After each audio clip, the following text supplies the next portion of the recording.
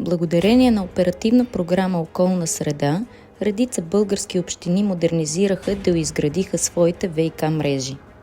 Сред тях е и община Враца.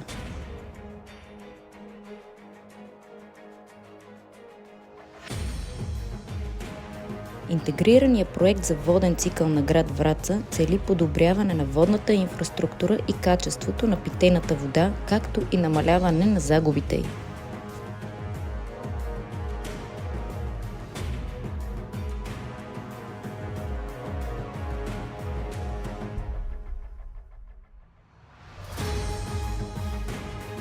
Част от дейностите включват подмяна на водопроводни участъци с тръби от сферографитен чугун на френския производител Saint-Gobain PAM, чийто доставчик е HDI България.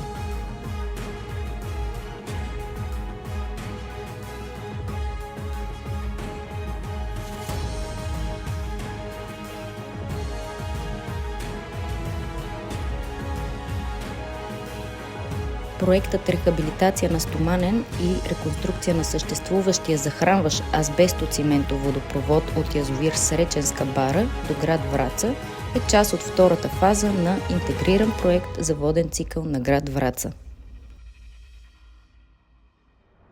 Основни цели на проектните дейности са намаляване на загубите на питейна вода и подобряване на водната инфраструктура в полза на околната среда и населението на град Враца, за да се спази европейското законодателство в областта на околната среда.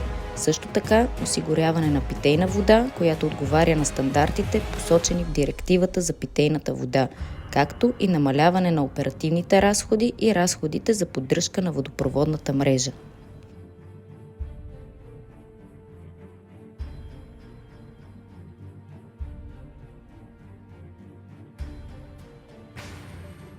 Водопроводът започва от пречиствателна станция за питейни води Среченска бара и преминава през пресечни терени, някои участъци от които са в основата на планината. Ето защо е проектиран за различни стойности на налягане – от 6 до 25 бара. Освен Враца, е предвидено от този водопровод да се водоснабдяват още 8 по-малки населени места в областта.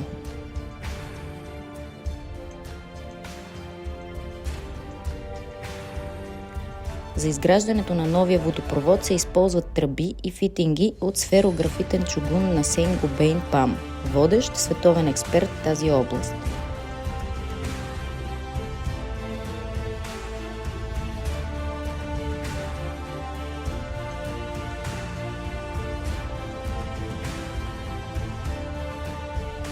Първоначалната точка, на която стартира проектът, е с надморска височина 500 метра.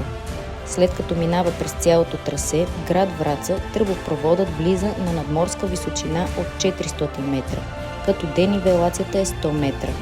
Водопроводът е гравиатичен, което означава, че е изграден на принципа на скачените съдове и не е нужно използването на помпи, съответно няма разход на електрическа енергия. Вложени са 4600 броя тръби, като всяка е дълга по около 7 метра.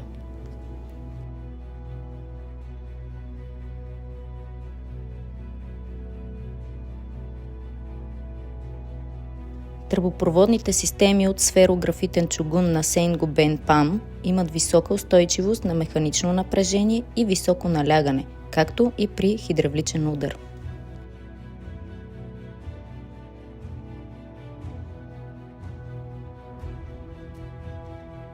Дългият им експлоатационен живот от над 100 години и липсата на разходи за поддръжка превръщат продуктите на френския производител в повече от отлично решение за мащабен водоснабдителен проект като този.